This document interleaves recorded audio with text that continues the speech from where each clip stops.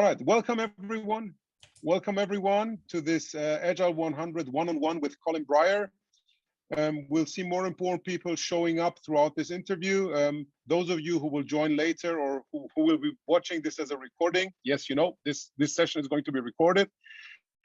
I'm super thrilled to have Colin join us from Seattle, west coast of the US. It's 8 a.m. And Colin is, let me give you a brief introduction to Colin. Colin joined Amazon in 1998. That was 4 years after its founding. And he spent the next 12 years of his career as part of the Amazon leadership team. And Amazon grew from a domestic, which means US only seller of books, to a global multidimensional powerhouse and innovator. And I guess most of you participating in this call are Amazon customers. And Colin served in various positions, and maybe the most interesting one was he was for 2 years the chief of staff to Jeff Bezos, which means he was basically Jeff's shadow. And during those years, he spent each day attending meetings, traveling with him, and discussing business and life with Jeff. And after he left Amazon, he of course had a lot of insights to share on how to build an organization with such a tremendous culture of innovation. And he has been sharing these insights with many, many organizations. And in his latest book, which he co-authored with his colleague, with his former colleague, Bill Carr, called Working Backwards. And my intention today is to dive into the learnings that Colin had in his years at Amazon and basically cover a lot of the insights from the book. But to those of you who haven't read the book yet, I promise you this interview will not replace reading the book. So I highly encourage everyone to also get that book and read it. I listened to it on Audible. It was just one of those amazing books. For me, it was the best book in 2021 with regards to leadership and innovation. So I highly encourage everyone to read this. Colin, welcome to our Agile 100 one-on-one interview. Oh, thank you. Thanks so much for inviting me to participate. Great. So, Colin, you have your book basically structured in two parts. Part number one is being an Amazonian.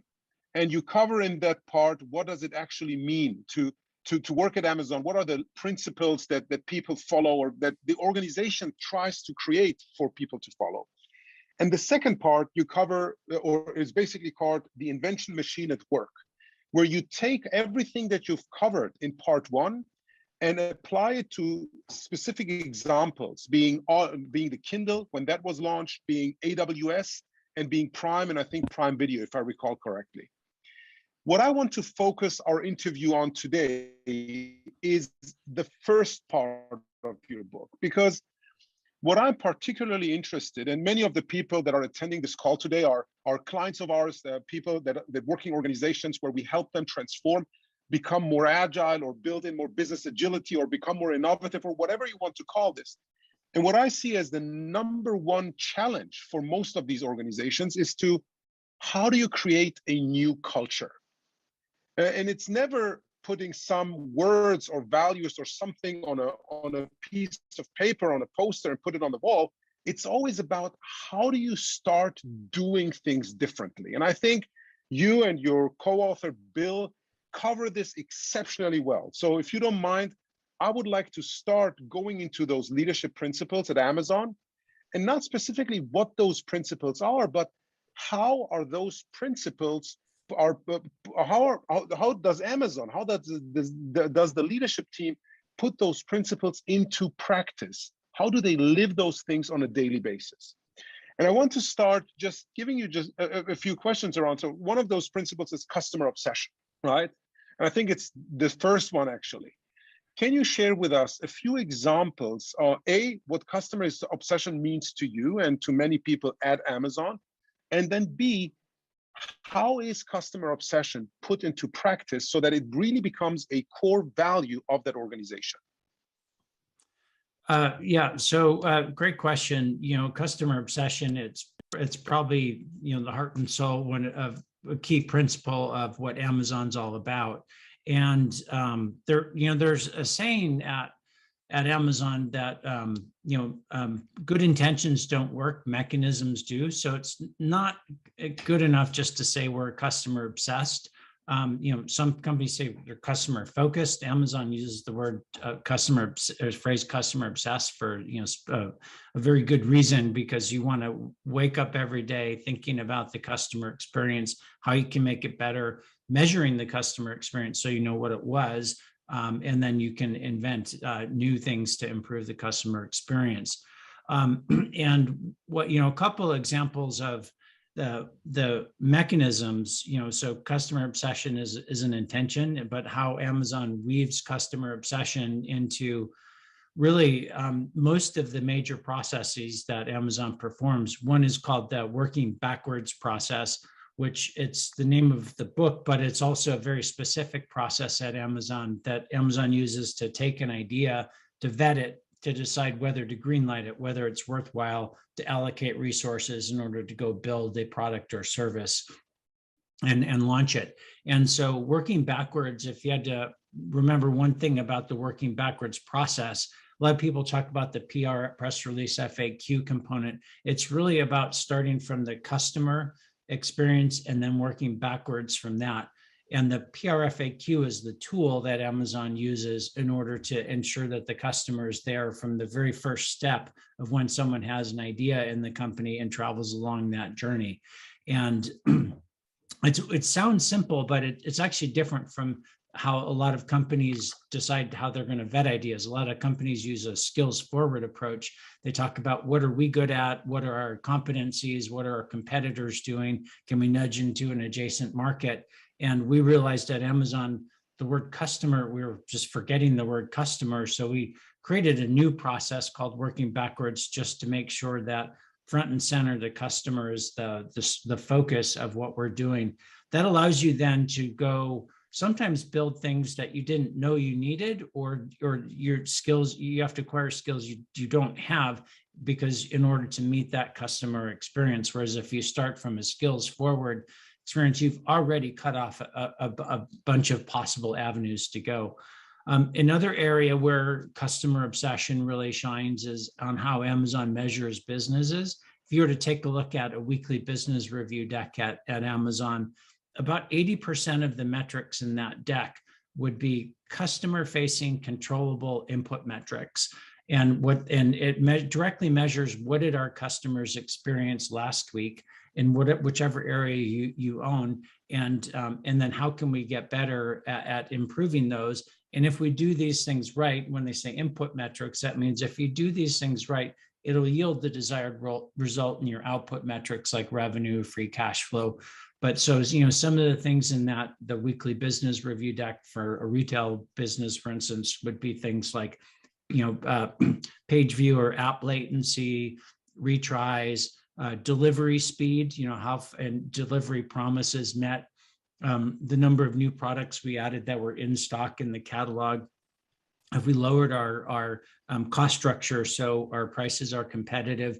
And then, Amazon does pay attention to competitors. A good chunk of that deck is looking at competitor prices and sites on what they're doing, because our customers are doing that. So we realizes we needed that information too in order to offer the superior customer experience. So it doesn't mean forgetting competitors. It means, sometimes you need to pay attention to competitors in order to be truly customer obsessed also. Absolutely. Oh man, that was great. So from just two words, customer obsession, we've already gone into so many tools and techniques that Amazon uses to bring this customer obsession to every person's job or day on a daily basis. And you started with the PR FAQ, and we're going to dive into this one later, because in April of this year, you wrote an interesting HBR article, again, with your colleague Bill Carr, talking about whether we've taken Agile too far.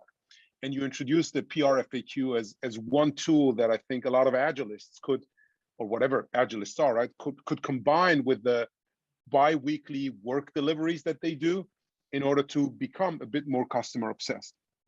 No, but before we go there, I'd like to go into a few more of those leadership principles, because I find it super interesting to see how a principle is put into daily practice.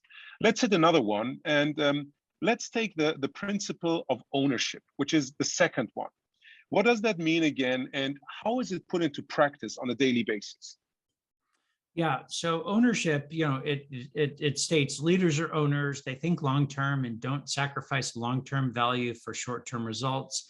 They act on behalf of the entire company beyond just their own team. They never say that's not my job. And so one way that and this holds true for all 14 of Amazon's leadership principles. I think 14, it's unusually large for a company to have. And but I often get asked the question, well, do you have to memorize all of them? And you don't, but you end up just intuiting them and knowing them, because it's hard to avoid them in your daily life at Amazon, just because they're all of the processes from the ground up are built with these principles from the ground up. So one example is just Amazon's hiring process. What happens when you have an interview team, you can have about 5 to 7 interviews, just say 5 interviewers for a candidate.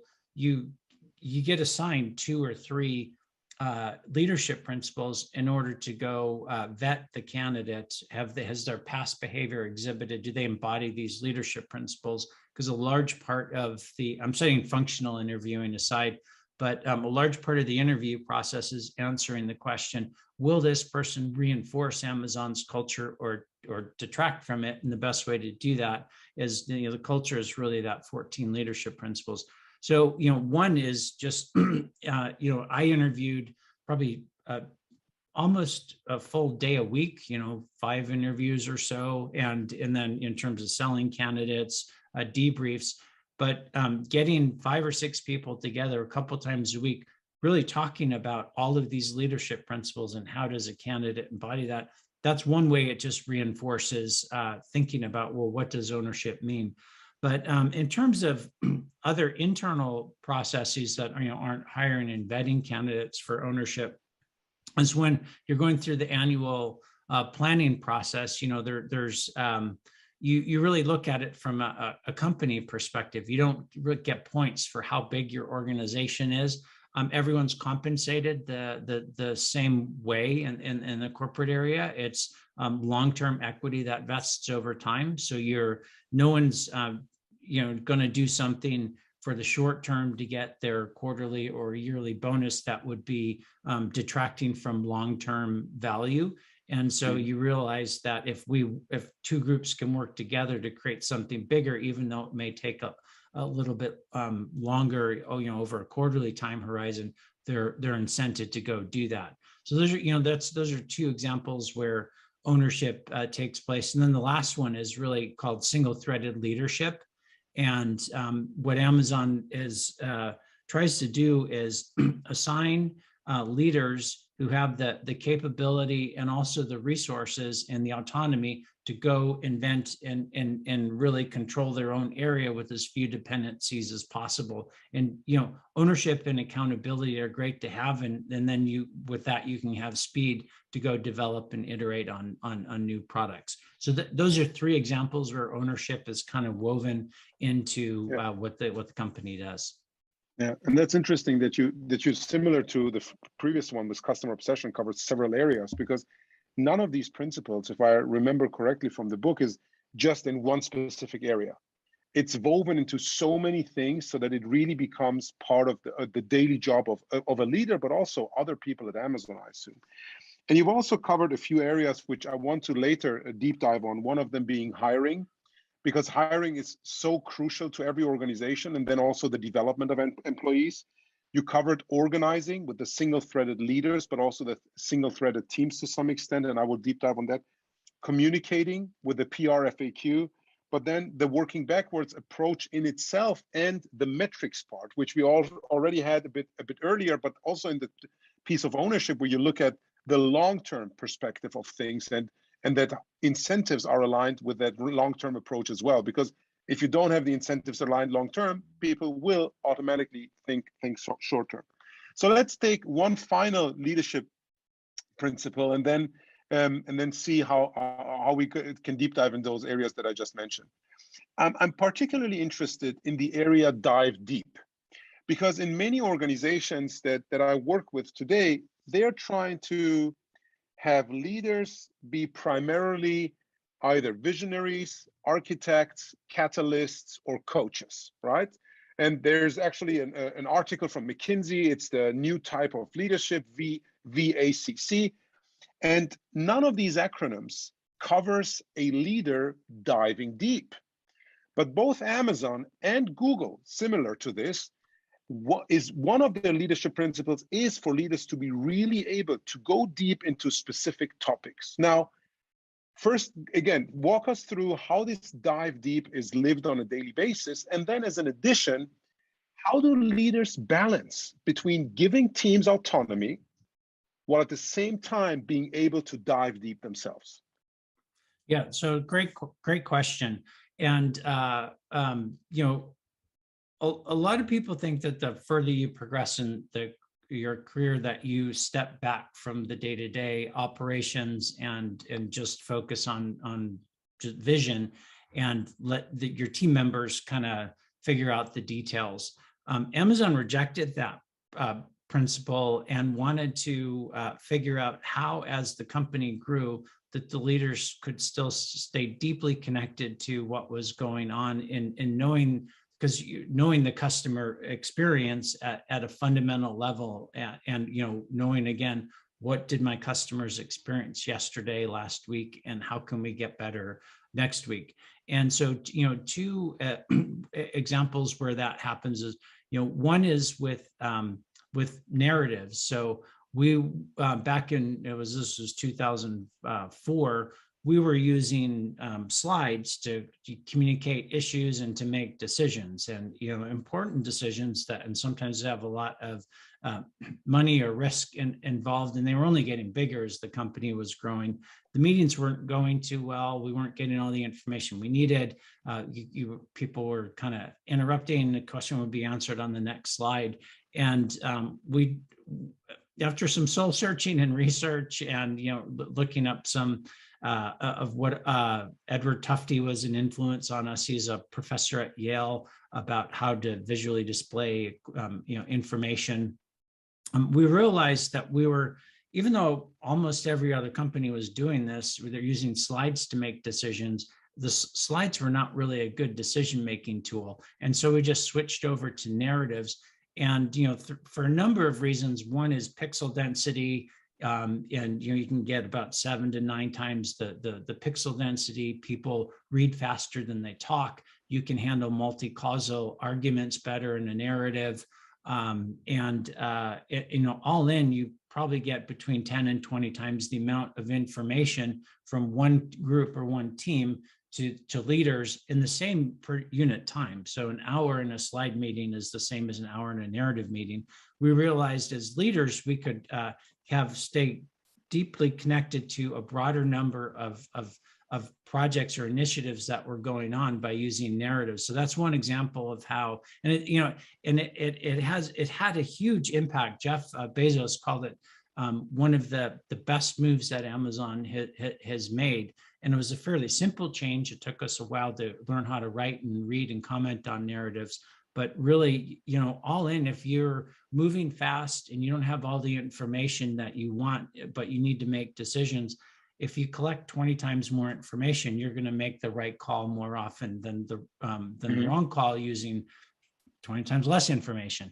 And so that's one area. And then just in terms, another one I mentioned about the metrics is that you know, you need to it's not just a weekly business review. If you just take a look at the number of metrics that, even if it's your in between meetings and an elevator, or you're just looking at a flash report about what happened to my customers, and you constantly look at that, that's how you intuit the customer experience. And then that allows you then to make better judgment decisions on, first of all, are things going right, but also what is really missing from a customer experience? What do we need to invent and to go next? Or how can we go from 2-day delivery to 4-hour delivery in this area over time? But by getting all of that data from different areas, you're able to come up with better solutions and focusing on, just that one area, like a single-threaded leader. Yeah. So that also means that you mentioned having all that information at hand helps you to come up with better solutions. So for me, and maybe I'm interpreting this the wrong way, it means that leaders are also part of the solutionizing process. Is that correct? Yeah, and so your last part of your question was, as a leader, how do you stop from, I think, from paraphrasing, from micromanaging or usurping their autonomy and authority? Well, one of the things with these narratives is the way the meetings work as a team. It's not usually an individual; it's a team writes a narrative and submits it to a broader group, and typically a leadership group at whatever level of the company.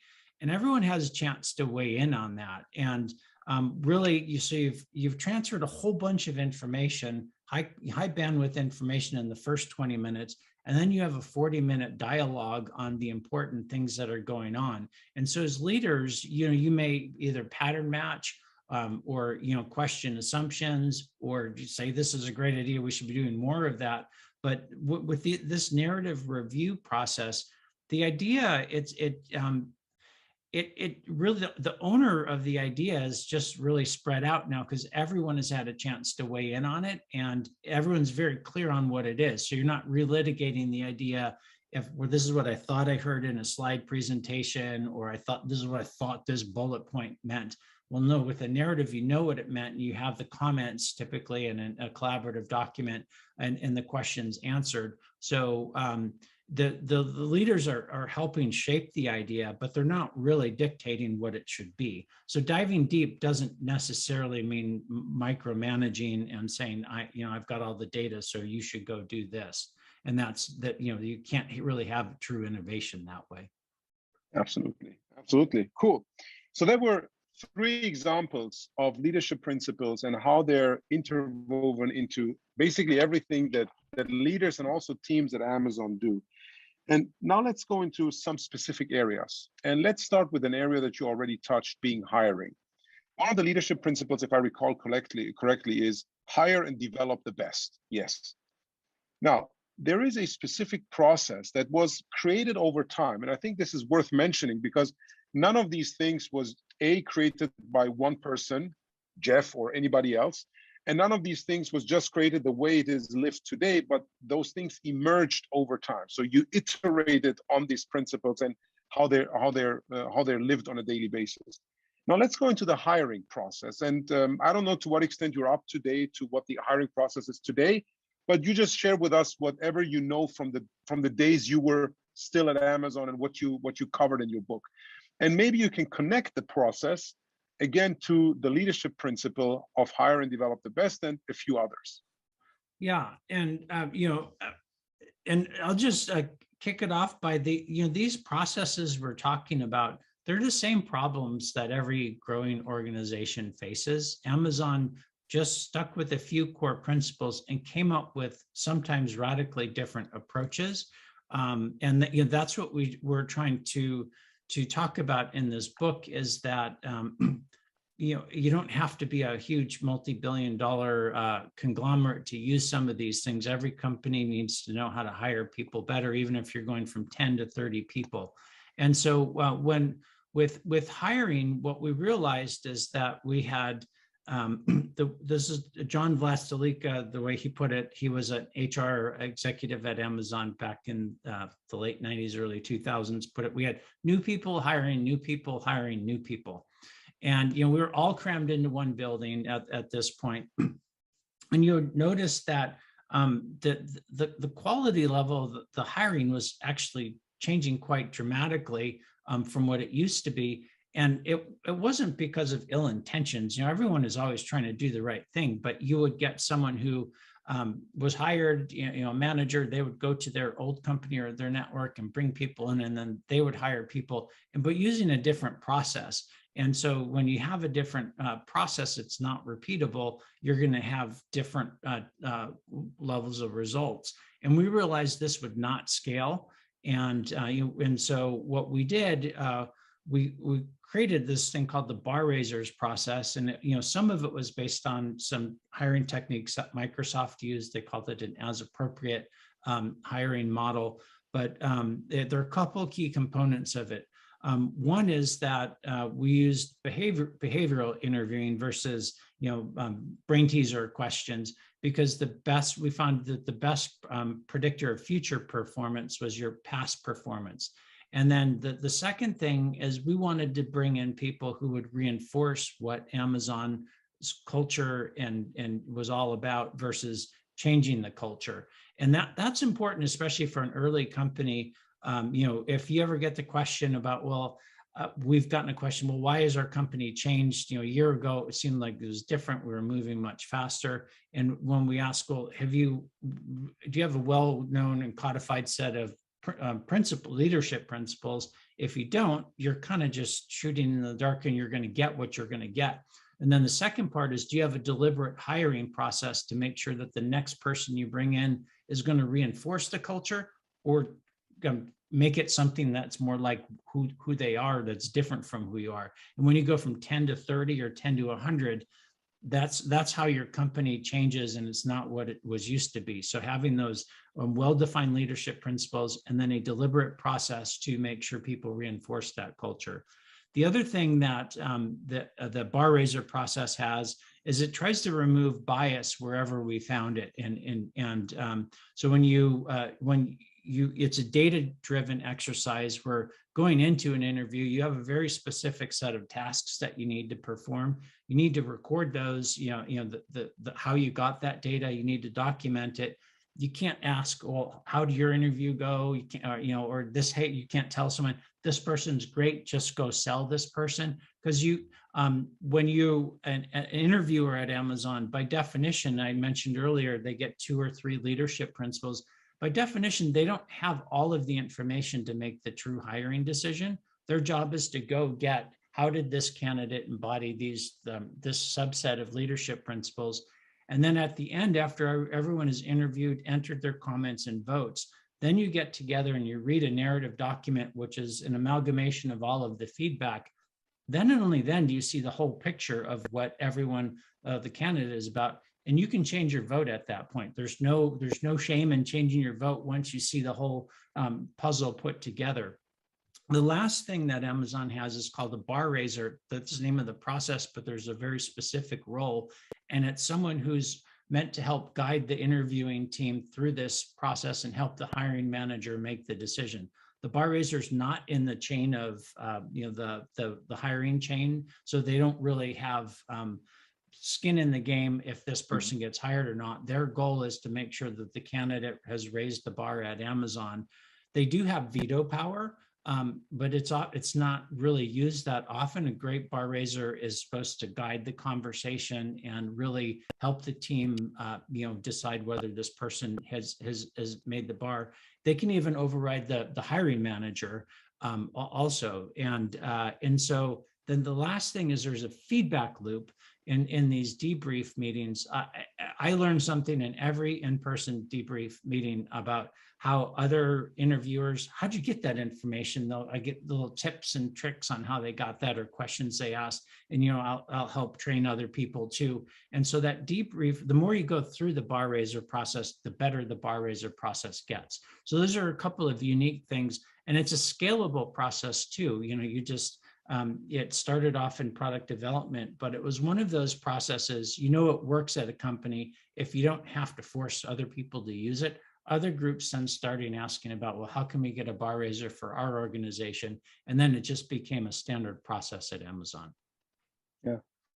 And I think what's important is the previous process you laid out, right? New people hire new people, they hire new people. That's also scalable, but the quality doesn't scale. Yeah. So what you really created was a process that scaled the quality based on the leadership principles that Amazon wanted to assess in every single candidate. And what I find interesting, and it's great that we're talking, because when I was listening to the book, and maybe my memory doesn't serve me right here, but my understanding was more of the bar raiser being, to some extent, the role of the bar raiser being to some extent like the bad cop. But what I'm hearing right now, it's the bar raiser is more of a facilitator. You mentioned they guide the team to come to a better decision. But yes, they do have veto power, which is not used that often. And I think I like that facilitator approach personally much better. I mean, I like the previous approach as well, because I've seen so many organizations, both startups and scale-ups, where they really get hiring wrong at some point, and that dilutes their culture or gets them into a wrong way of having a good culture. And the bar raiser, I think, is so critical. Now, I think you don't cover in your book how people are then later developed. And is this a topic that we can dive a bit deeper here? Yeah, certainly it is something that's changed over, over time on how Amazon develops people. So, there wasn't one process. That's why we didn't really cover that. But in terms of, the biggest, the number one reason why people leave a company is the relationship with their manager, and then not feeling valued. So at first we realized that we had a gap. We were growing so quickly. We had a gap in our first and second line managers. A lot of them had never done that before. And being a good manager, one of the encouraging things is it's a teachable skill. But it doesn't always come naturally, and it's not something most people can just intuit and become a great manager. So we put that infrastructure and training in place for first time managers, and not just a training, but that they had a cohort and they can talk about issues as they come up, in a manner that helps them be better managers. Same thing with directors, or kind of the managers managing managers. So that was one thing early on that we realized was missing. And fast growing companies, you never know when to layer in process and training. But as we just had so many new people who were responsible for managing even small teams like 4 or 5 people, it's hugely important to make sure that they are developing every one of their direct reports.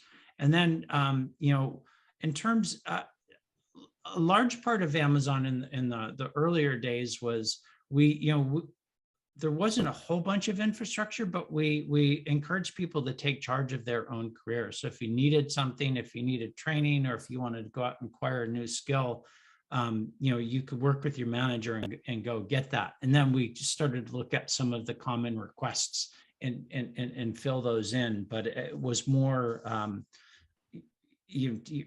what's one of the lessons I learned is that no one's going to take charge of your career for you. You may have a good mentor, but they can't read your mind. And so the advice I try to give people is really focus, know what's important for you and where you want to go, and then work with your mentor or manager to figure out how to go get that within the construct of your own organization. Yeah. Okay. So you gave us a few examples around building the leadership skills or the managerial skills, right? Because as the organization grows, you also need more managers. Now, Amazon is famous for being one of those companies that really doesn't know or doesn't respect industry boundaries. They're not afraid of going into a completely different industry. And they've demonstrated this, for example, at some point with being initially a retailer for books and other things, but then building their own ebook, the Kindle. And if I remember correctly in your book, you also cover that there was an acquisition of a company in France, but a lot of skills were also built internally, or people were hired so that Amazon, a company that hadn't built hardware products, consumer hardware products, was able to do that and do that exceptionally well. Can you share a bit more on how those hard skills were developed within Amazon? Yeah, so necessity is the short answer to that. And it is really with the working backwards approach. And so for the Kindle, for instance, after several iterations of writing PRFAQs and really asking ourselves what would make an ebook experience great. And that process it's all about truth seeking and discovering what the fundamental truths of the customer experience are. It's not about you, it's not about competitors. It's really saying what needs to be created in order for this to be a fantastic customer experience. And we realized that we needed a couple of things. We realized there was no value in the middle anymore. As a physical e-commerce retailer, there was value in collecting lots of different goods in a warehouse and putting 2 of them in a box and shipping them into a customer, when you can get a book and an electronic device. That aggregation created value. With ebooks or music or even videos, creating a catalog of all of the videos produced or all the songs produced or ebooks, it's hard, but it's not really differentiated. There are lots of companies who can do that, not every company, but we realized so that the value is floating out and the customer value is floating out to either end of the spectrum. We realized a couple of things. One is what would make an ebook great would be we need to control the device because that's where a bunch of the innovation was going to happen. So we realized, all right, we're going to need to be a device maker. We're not. People thought it was a silly thing for Amazon to do back then. We literally were just getting reasonably competent at putting stuff in our warehouse and shipping it in 3 to 5 days to customers. And now, Steve Kessel and Bill Carr, who were the 2 of the first people in digital, along with Jeff Bezos, were saying, okay, we need to be a device manufacturer. That's a completely different business, but we realized 75% of our existing business at the time was physical shipment of physical books, CDs and DVDs. And that was a lot of it was going to go away. So if we wanted to participate in media in a digital format, we had no choice to figure out how to be a good device manufacturer. There were other things we realized about ebooks. It had to have a new screen technology. And that was one that we worked with a partner with e-ink to get. We realized we had to have an unlimited catalog, and that, this is kind of where you can sprinkle in long-term thinking and invention, as storage cost was roughly following Moore's law. If you get double the performance every 2 years, in 5 years you've got 32 times the amount of storage for the same price. You don't take that savings and move it to the bottom line because storage at that point cost was relatively small compared to Amazon's fixed structure. You figure out with 32 times more storage for the same price, what can we do with it? Well, we can scan every book, and that allowed us to get into ebooks faster too. But so those are examples of how you realize that we need to go do these new things, and then you have to be honest with yourself. Can we do it? One area where I would say we realized we were at a competitive disadvantage. We realized people were starting their product searches more on Google versus Amazon. And so we tried a search engine, it was called A9.com, because we said, well, we have to take a go at it because we want to be the place of first resort where people are looking for products. We hedged our bets. So, we tried web search, but we also said we need to make every product page have an insane amount of information where that is the best place on the web to find out information about this product. So we had a 2-pronged strategy. Turns out doing web search it didn't work, so we canceled that. It doesn't mean that was not a worthy experiment.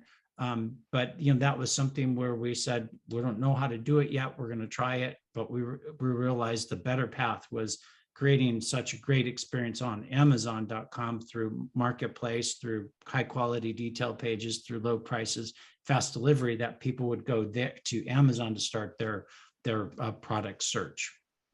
Mm-hmm. So this is incredible. Now, you mentioned in brief, necessity is what makes an organization build new skills.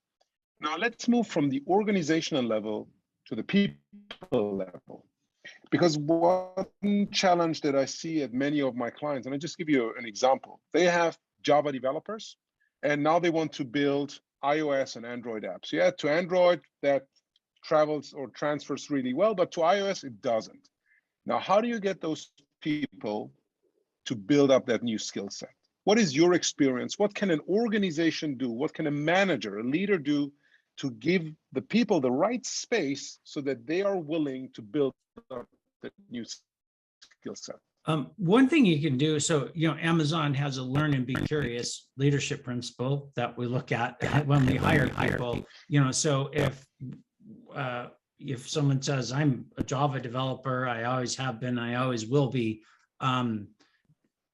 they're at a disadvantage in the interviewing process. So we look for people who are passionate about customer experience, about technology, about learning new things. So, to move from one area to another, especially in a fast moving industry, I personally think it's a necessary attribute of someone to have. So getting people who really want to go explore new things, it is one. So you can solve that problem a little, well, help make it less upstream. But in terms of giving people the space, again, it starts from the customer obsession. If you realize you need iOS, Android, mobile web, then you don't have a choice. You've got to do all those four. And it's really, if your goal is to serve customers, then you figure out how you're going to organize in order to get that, to do that. Or if you realize, hey, machine learning is now a better way to give personalized recommendations than looking at data and coming up, having very large brains come up with algorithms on their human-based algorithms to figure out what personalization is. You realize, all right, we're going to try to disrupt our whole personalization infrastructure with machine learning, and we'll see which one's going to win. And you have to have that spirit of invention and be willing, hey, we tried it, didn't work, but what's the next best idea? So don't be too down. Jeff Bezos has a good saying, it's not an experiment if you know it's going to work going into it. So, if you're going to be willing to experiment, you also have to be willing to fail in some cases. So I think a large part of it is just the context of, well, who you bring in, and then how you really define the problem. And really the customer experience will dictate what you have to do. It's not you dictate, well, how can we build something, and then based on our current capabilities, and then try to foist it on customers and convince them that that's what they want. Yeah, and I think that's very, very good advice. So what I usually tell startup founders is always, don't fall in love with your idea, fall in love with the problem you want to solve, which then again relates to the customer obsession, because once you really understand that problem and are passionate about solving it, you will find different ways of doing that. Even if your initial idea is not the right one, or even if your initial skill set is not necessary and you need to build new skills, you then have the passion and the energy to go build those new skills. So let's move from this to the topic of organizing. You brought it up a bit earlier, the single-threaded leader, and there's also the concept of single-threaded teams. Can you define for our audience a bit more what that concept is? And then I have a few follow-up questions on that probably. Sure. A single-threaded leader is someone who, if an initiative is it's big enough and it's worth doing, you should have a leader who has the seniority, experience, and capability in order to make that vision a reality. And, by the way, it can be a 5-person team, or it could be a 500-person team. I don't think it, so it scales and it has this fractal quality. But and then you need to ask yourself, and this was some of the FAQs that Amazon would have, is what are the dependencies you have today that are preventing you from, from moving forward fast enough? And what are you going to do in order to remove those dependencies? So asking, where do I have to go talk to other groups a lot? We realized when we were starting to move to this model, if you measured the building and doing time versus the coordinating and talking about doing time, that scale was tilting in the wrong direction. And, you have two choices at that point. You can build collaboration tools, decision-making tools, and, communication protocols. And again, we rejected that approach, and we said, how can we get rid of that? Ideally make it zero, and have it 100% doing. Turns out you can't do that. 100%. I the liken dependencies as taxes.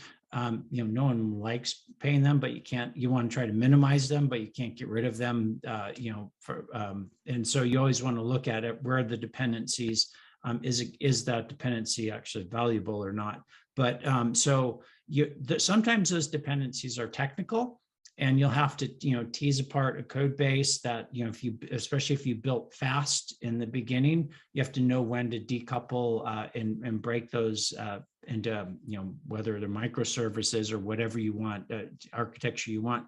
Sometimes they're organizational, and where if you have to go to another group, or you get assigned a product manager or a designer, and then that person gets assigned somewhere else, and you have new people on your initiative every quarter or every sprint, that spin up time you need to try to reduce that.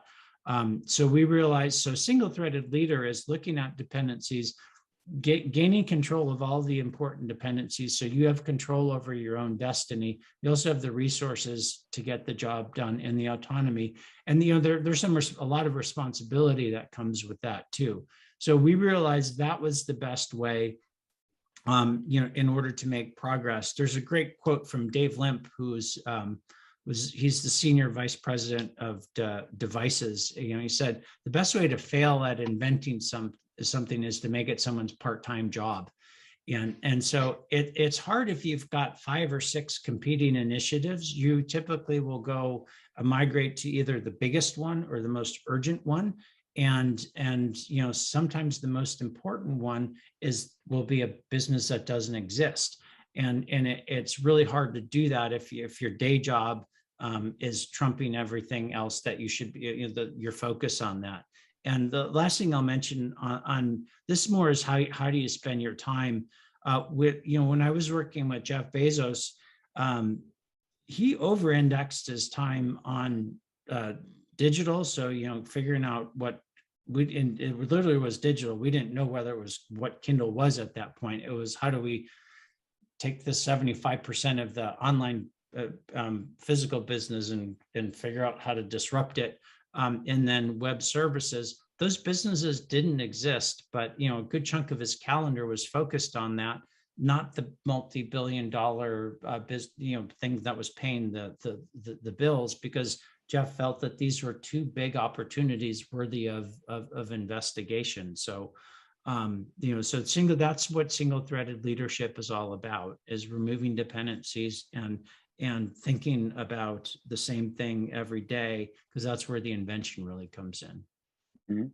So 2 things here. So contrary to many CEOs who prioritize their calendar, or basically give shares of their calendar proportionally to the amount of revenue a certain business area does, Jeff was doing it the other way, focusing primarily on areas that were still not existent, but he believed were great opportunities going forward. Did I get that correct?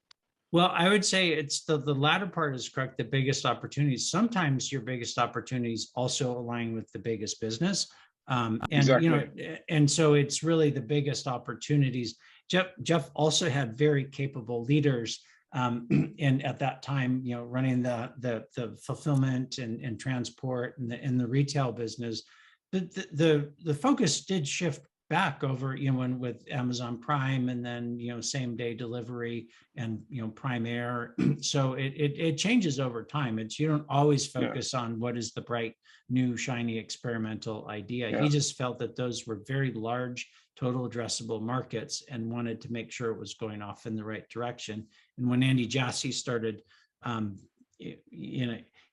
team started hitting their stride, he pulled back and was focusing on devices, for instance, was the next area.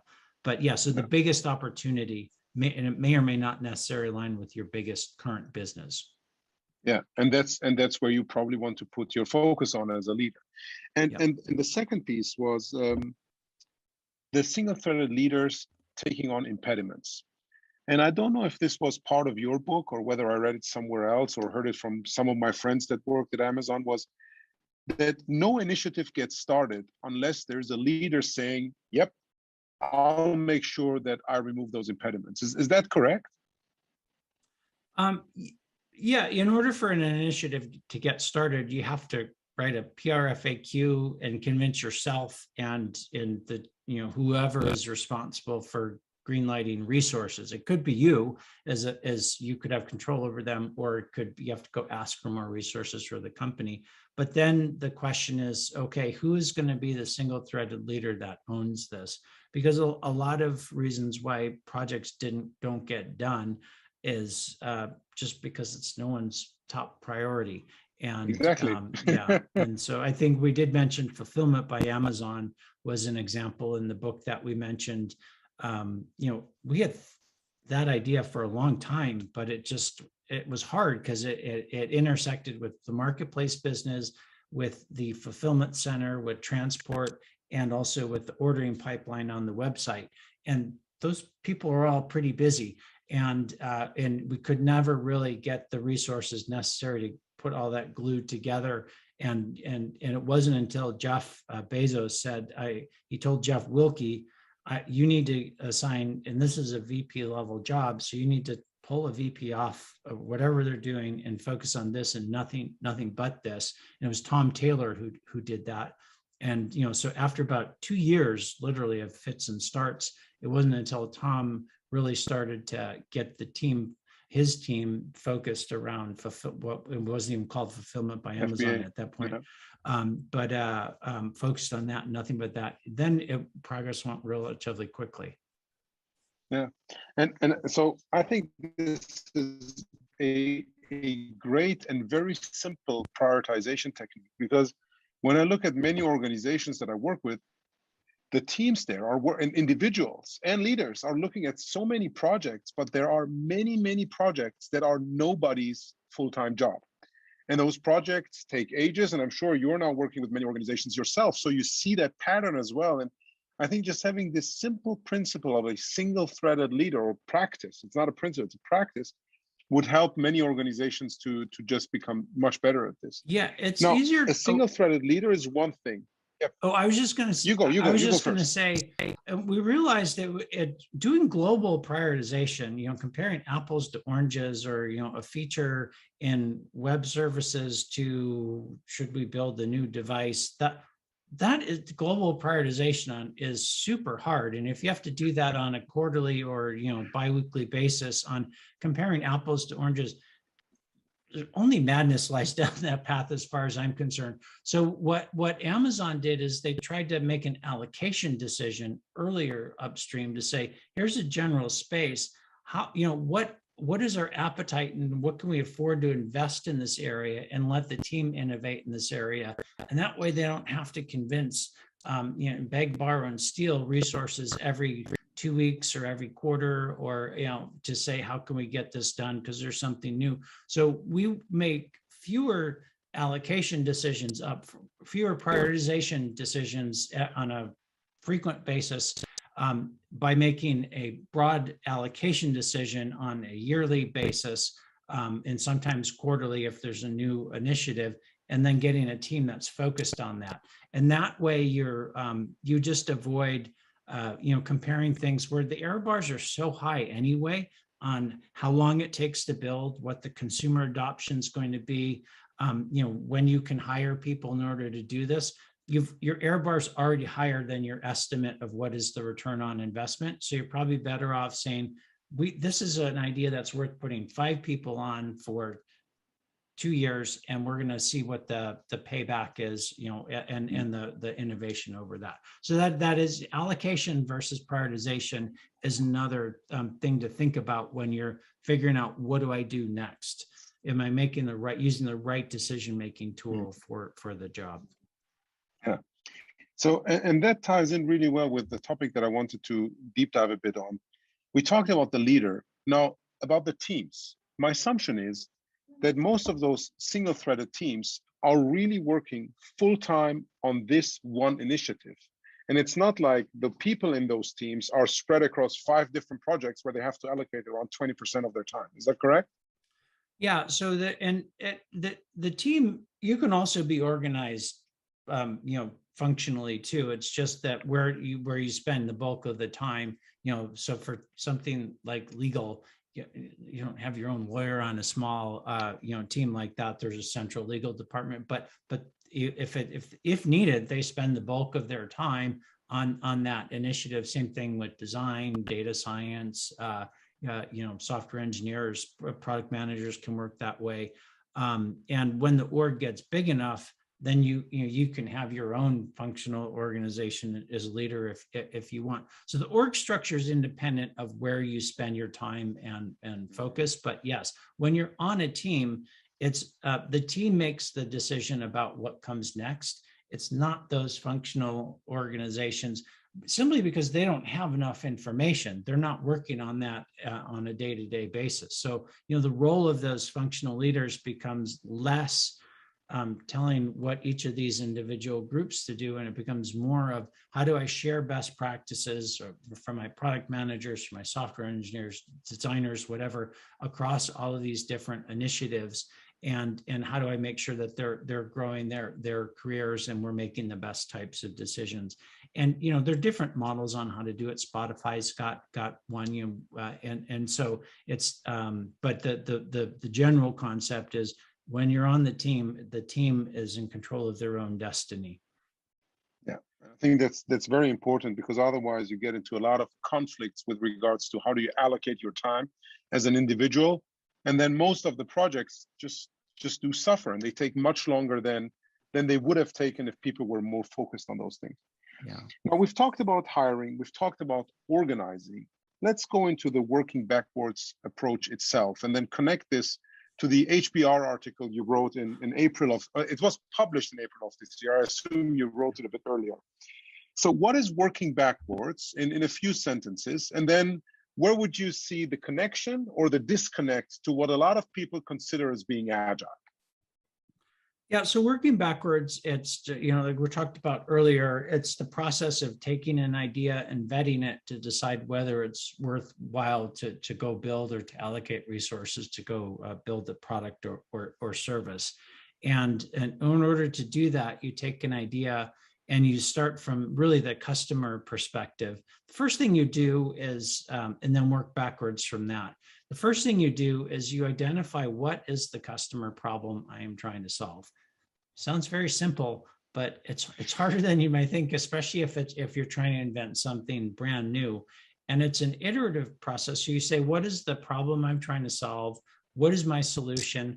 And then you have to convince a customer, why should they buy this product or use this feature? Why should they change their behavior from what's out there today? And what's the benefit in that for them? And it's a one-page press release. And you write that press release, you show it to whoever you need to, and you read that. And if you're not super excited about, and you know what the problem is, and you're super excited about going out and like, I want to buy this, or I can't wait till I'm using this on a daily basis, you go back and you rewrite the press release. So this is an iterative process. The second part is you have an FAQ document that accompanies that. You can break them out into really two categories of frequently asked questions, internal and external. So external FAQs are something that you would explain to the press or to customers about, how much is this going to cost me? Why is this better than what's out on the market today? And how often should I use it? The internal ones are the hard questions and answers that you need to ask and answer about how we're going to organize to take this vision and solve this problem for customers and make it a reality. Can we build a device, a reading device with a price point, with a bill of materials for under $250 with these 4 components, with the radio, a new screen technology, virtually unlimited selection and low prices.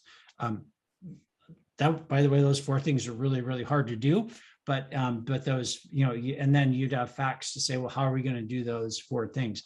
That also is an iterative process. And when you have the team and and then the green lighting team, so managers looking at that, you don't move on to the next step until you may be missing a fact, and so you have got to go back and rewrite that or do more analysis, or you may not have answered it sufficiently. A lot of ideas do not make it through the PRFAQ stage, and that is by design. And so what the PRFAQ document is this is our best idea at what is a customer problem, how we're going to organize and solve it, and why it's worth solving. A number of reasons why it may not make it through. Probably the biggest one is that the total addressable market is just not big enough. It may be a great idea, but once you whittle down, well, who would actually use this and be willing to pay for this, or who is it's just too small to be worth doing compared to your other investments. Sometimes there could be unsolved or technology issues that you don't think that you can solve, or other market forces. But once it gets greenlit, then you can allocate resources and go start building part of that. And where the other thing to keep in mind is that this process, again, it goes back to ownership and long-term thinking. It's meant to conserve your bottleneck resources, which are typically product development resources, software engineers, product managers, designers.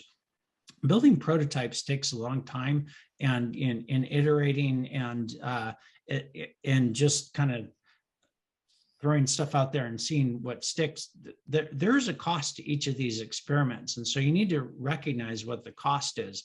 And writing documents, especially a press release, anyone can do it. And these FAQs, it's a lot cheaper than building a product and launching it and then having to refactor it if it takes off. And or you realize, well, we didn't quite solve we thought we were solving this problem, but it's actually customers want something different. So, that rework process takes a whole lot of time. So all in, if you take a look at the time from idea to when the product has gained traction, we found that the working backwards using long-term thinking, it actually gets you to where you want to go quicker. And really it's because you're not zigging and zagging, you know where you want to end up. And it took a little longer in the beginning. You went slower in the beginning, but then everyone was aligned on what it is that matters. What's the problem we're solving? What problem aren't we solving? So that is what I think that the PRFAQ gave us. And I'll give you one specific example before you talk about the HBR article. As with web services, we didn't really know, like the term cloud computing did not exist. We just knew, hey, there's this web services thing it's interesting. We're realizing our developers are using this in unique and innovative ways. Our customers are asking us for some of this. What can we develop? And one particular problem we had was teams, they would build a service, but to actually build and deploy that service at Amazon, about a third of that, at least a third of that, and it was at least 6 weeks of the time, was just provisioning hardware, doing the hardware sizing, getting it ready, having the network engineer set it up, configuring that across different data centers. You'd have to do all of that work over and over again, and everyone was doing the same thing. And then you have to reclaim that when it didn't work, and so we were spending all sorts of money, so that we should have been deploying elsewhere. But the team started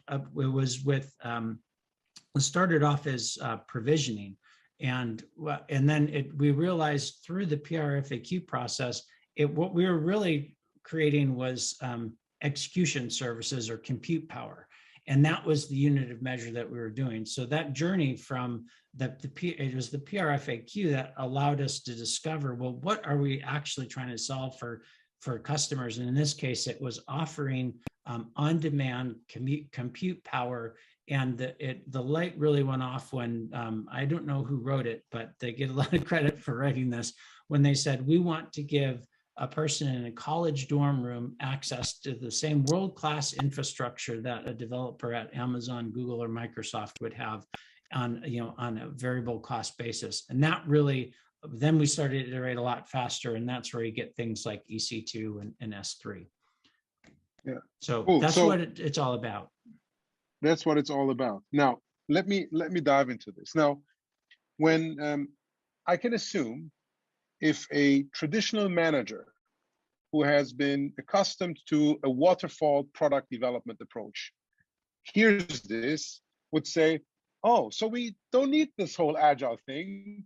Let's just continue with our waterfall approach. What are the different, but I think there are tremendous differences between PRFAQ, as you were outlining it, compared to a traditional waterfall approach. But I don't want to make too many assumptions. So I'm asking you, what are the biggest differences from your perspective? Well, so I am a big Agile fan. I just think that, you know, and I think that they actually can work in conjunction. Yeah, and so, you know, one difference is what, you know, waterfall has these distinct stages. The PRFAQ, some of these are very, very detailed about how can we do this? Can we actually build this hardware device that cheap, and then convince me how we're going to do it in a document before you get, you know, $50 million or, you know, 50 people to go build a center, or $1 million and 5 people. It doesn't, you know, again, it doesn't matter. So you do have to go in. Some of these PRFAQs we read and reviewed for web services are deeply technical. And, you know, in terms of S3, a lot of them were focused on what are the failure modes? How can we scale in an unlimited fashion? You know, because at the time, the redundant, what storage providers were using to have the redundancy, it was super expensive. And the failure modes were catastrophic in some cases. You'd be better off failing one every 10,000 requests and just doing a retry than having 15 minutes of downtime a year for every company on the internet for the same 15 minutes. That's not a good thing, failure mode to have. And so we had to figure out how can we invent different types of, you know, swarm technologies and the dynamo storage to, you know, the whole eventual consistency and the trade-off you make. So you get very detailed in some of these FAQs. But and how they work together.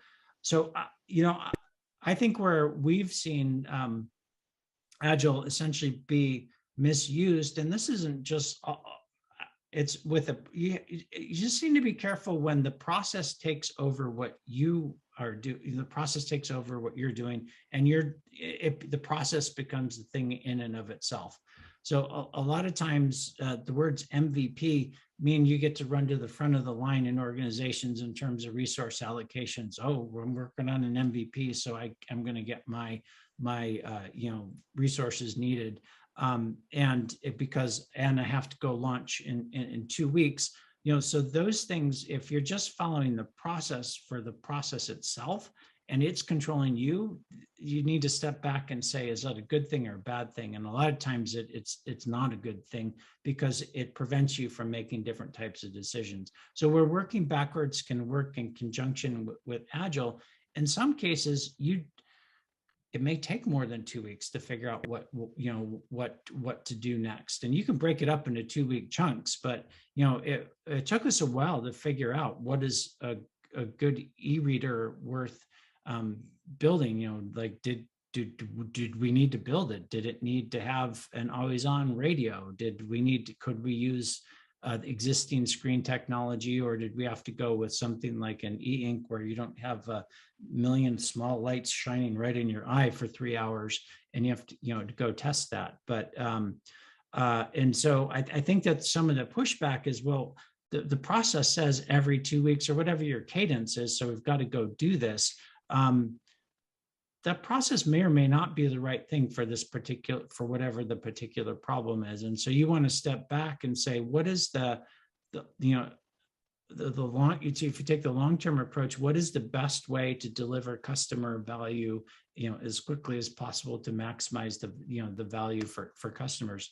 And so I think working backwards can help as an input into Agile about, you know, okay, now we know what we're going to do. So now you can break it up into whatever chunks and start to build and launch these things. But when those 2-week chunks are preventing you from seeing the big picture, that's when you may need to change a bit or adopt a bit. Yeah, thank you for that. And my understanding, so again, comparing the PRFAQ or the working backwards approach to a traditional waterfall, is that the PRFAQ or working backwards is very much customer centric, right? It is tied into customer obsession as one of the things. And many waterfall approaches are mostly about what are the requirements that we need to get done, not taking account of the customer that much.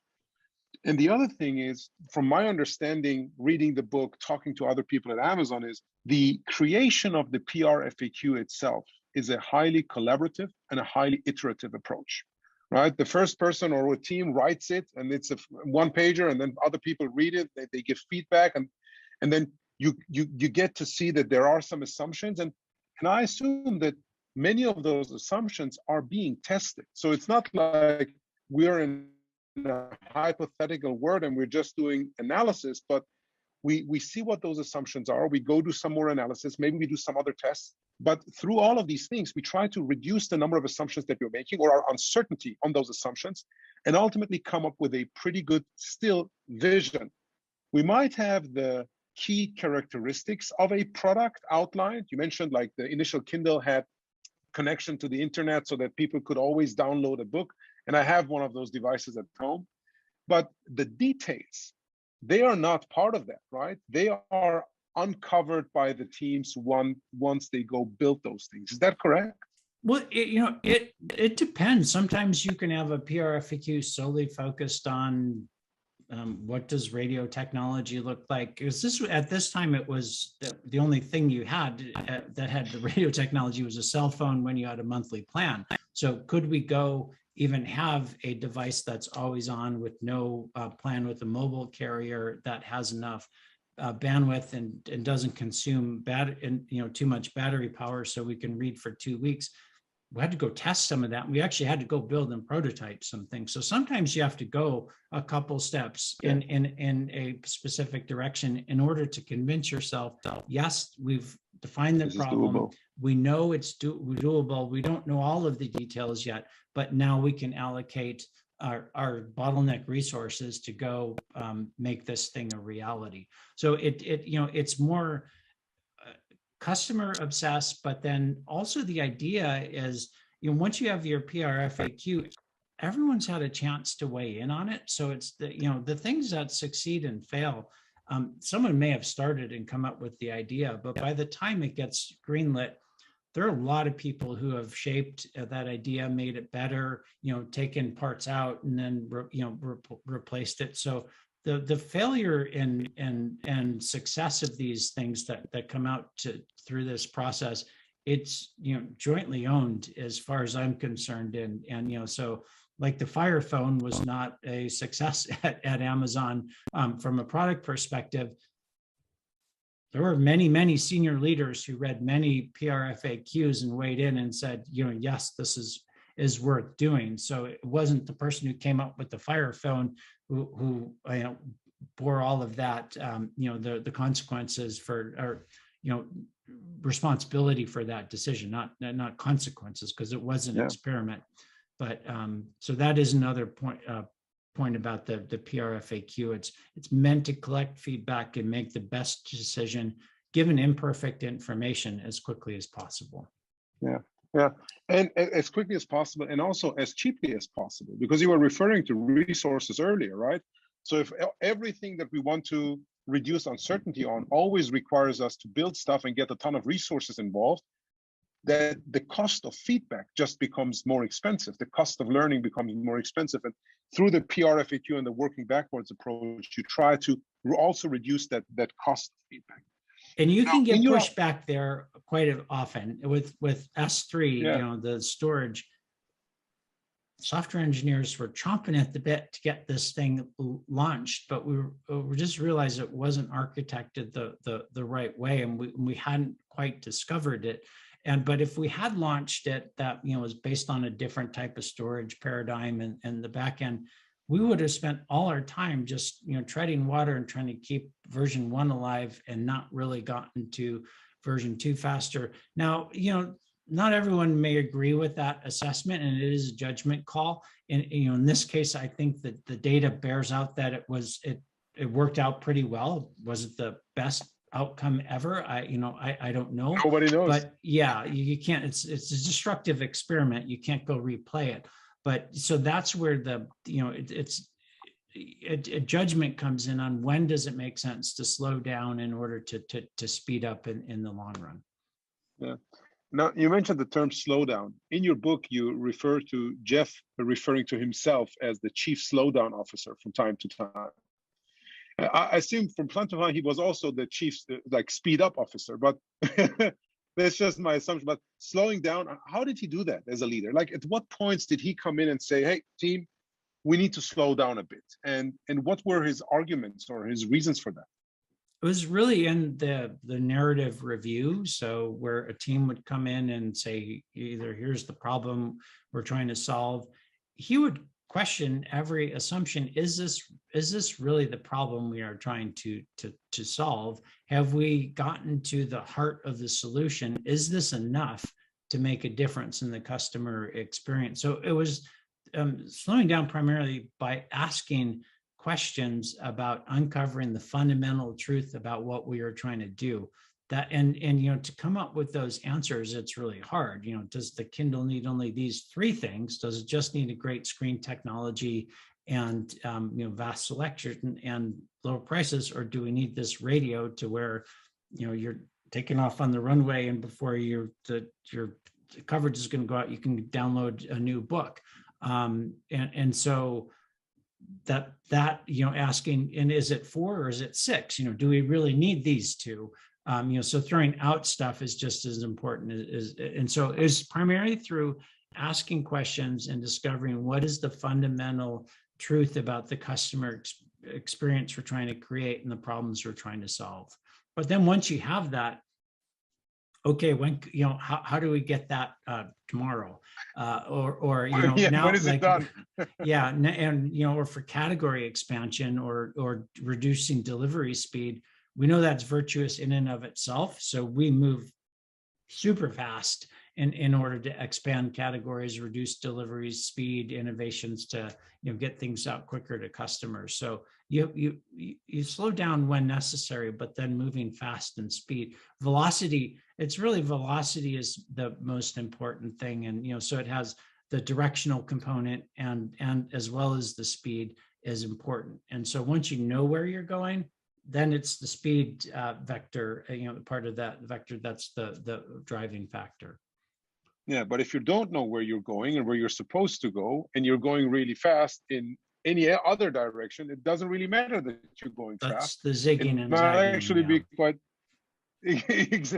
You only have the zigging and zagging if you still get feedback. But if you're just running without getting the feedback, you're just going in the wrong direction, and that's not helpful to anybody. And I think this is in your article. You put this also very nicely, and I will. Everyone who's listening here, I will share that article with you. It's an HBR article, and I think there's a number of free articles anybody can read a month. And it really sums up well how a lot of people in the Agile space only think about speed and don't think about direction that much, and which is then the velocity, as you mentioned, right? The speed and the vector. And I think it's really important to consider, no matter whether you're using working backwards or design thinking or whatever other approach, which puts the customer in the center, gives you a good understanding of the needs, helps you eliminate or reduce the assumptions that you have about the customer, their problems, and their willingness to adopt a new product before you really jump into the actual product development are great things to use. So we have like 10-15 more minutes, and I want to go into 2 more topics. One of them is metrics. And you mentioned that briefly, right? Not looking at output metrics that much, looking at input metrics. And the last topic would be being an Amazonian beyond Amazon. And I think we can use, and the reason I'm bringing this up is, yes, we can apply a lot of the things that Amazon is doing within our own organizations, no matter the scale. But probably there are also skills or things that Amazon is doing that we can apply to non-work, right? The role that we play as citizens in a society, etc. And I'd like to get your perspective on that, because you triggered some thoughts when I was reading the book or listening to the book. But let's go into metrics briefly first. So how does Amazon look at metrics? And can you give us a few examples of input metrics instead of the traditional, more common output metrics? Mm-hmm.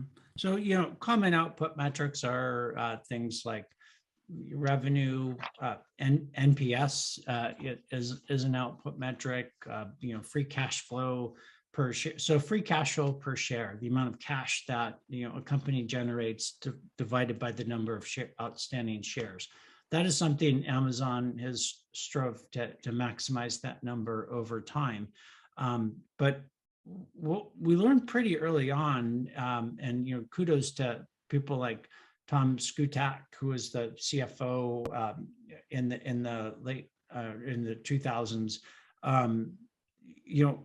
really helped us realize that if you want to drive those things, just focusing exclusively on those, you won't get there as fast as you need to, and sometimes you'll even make the wrong types of decisions. So, and then looking at the right time horizon. So, if you have a revenue number and then you just tell the team to go increase revenue because I told the board we're going to generate this much revenue by the end of the quarter, they'll take that to heart and they'll go do that. They'll do things like maybe promotions, fire sales, and typically what that does is it brings future demand into the current period. It doesn't really create long-term value, and at the next quarter you're in the same hole you were in before.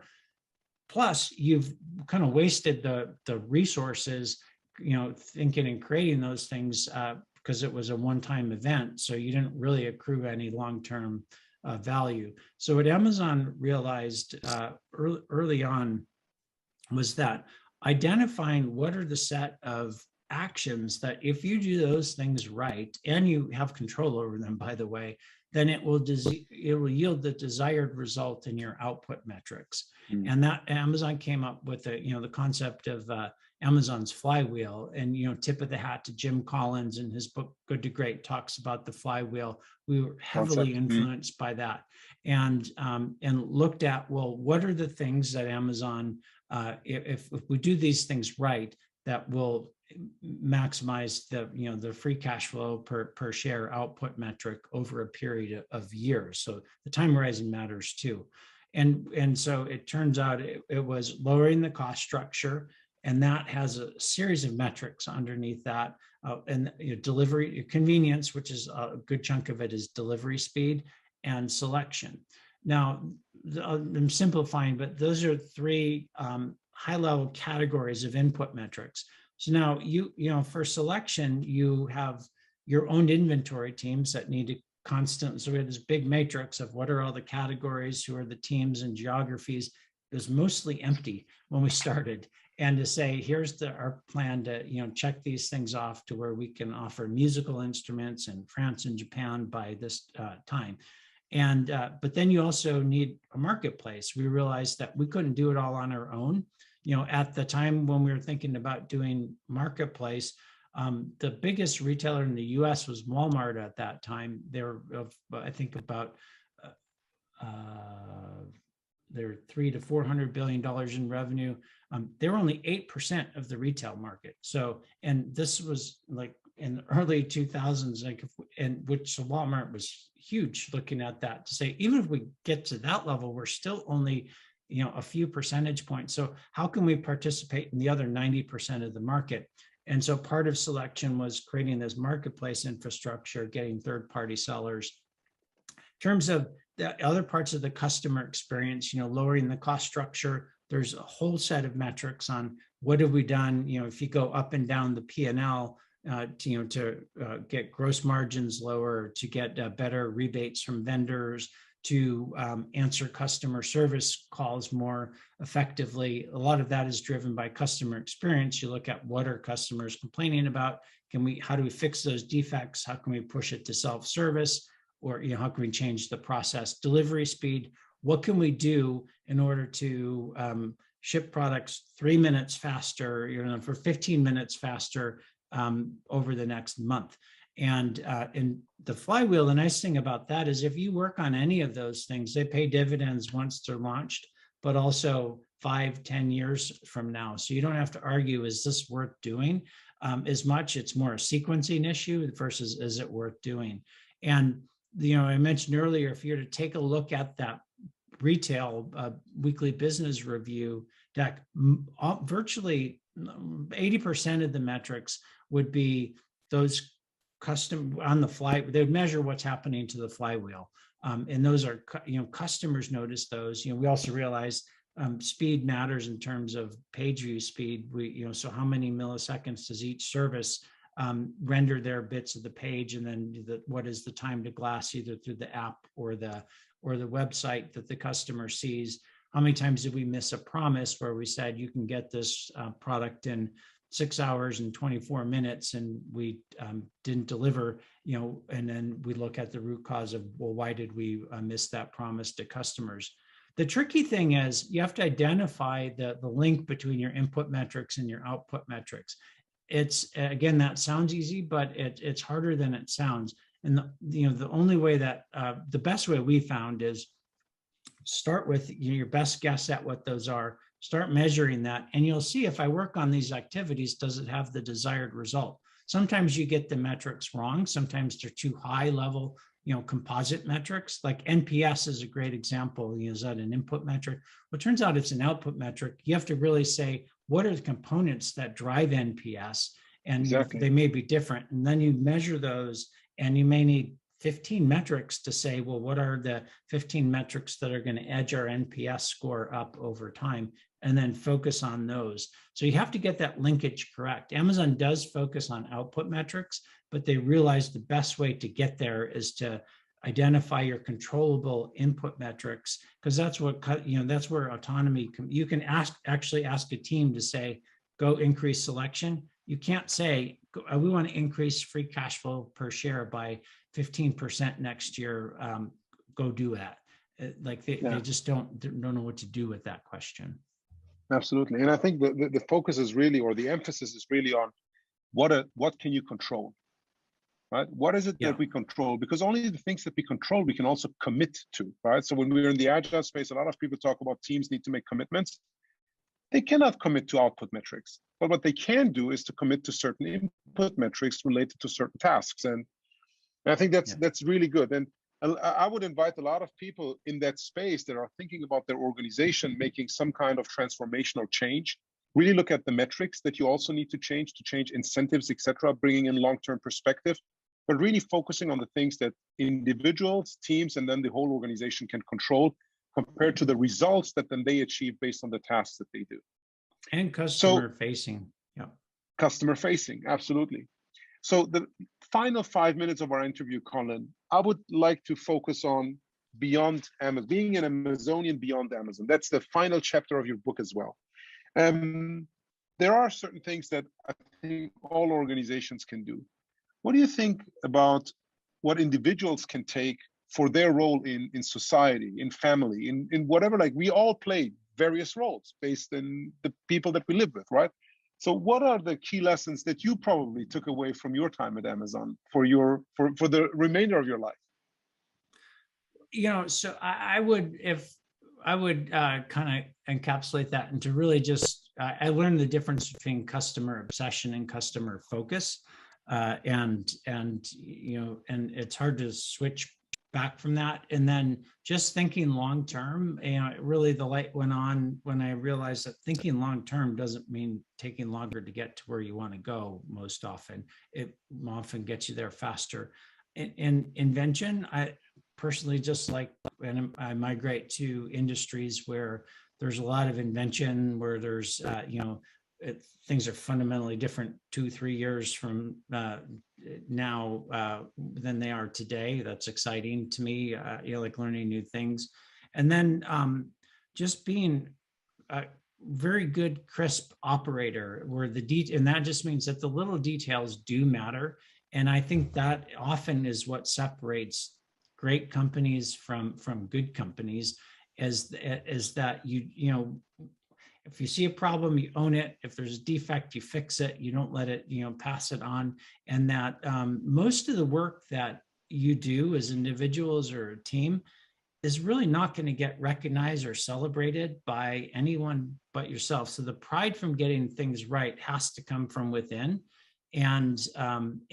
Recognition is fine, and so it's great to get a pat on the back, but getting something right that you're really proud of, that motivation needs to come within. So that those are things that I took away from from Amazon, and I think they can be applied in a couple of different areas. And I started off by saying all of these processes are company problems that every organization faces. We don't claim that it's the only way to run an organization, but we just tried to explain some of these really advances in management science that Amazon has created. We think they're worthy of study, and you may or may not choose to incorporate some of these into your own groups or organizations. But there's some new concepts there that it may trigger thinking in a different way. We're not out trying to make the world like Amazon, but it's just we try to put this all together in one body of work. First attempt at doing that to really help the next generation of business leaders get to where they want to go faster and have fun doing it. Yeah, and take their organizations with them. So, yes, Colin, I don't know how to thank you, so I just say thank you. It was a pleasure having this conversation. I could go on for hours, but I know you have a ton of other things to do today as well, and our audience is this way too. So thank you for taking the time, speaking to us, sharing your insights. Similarly, as I mentioned early on, like, I encourage everyone to read the book, because we just covered the tip of the iceberg in this conversation. And yes, it was great hosting you, Colin. Great. Thanks so much for inviting me, and great questions. Yeah, we'll stay in touch. Okay, Bye. great. See ya. Bye-bye.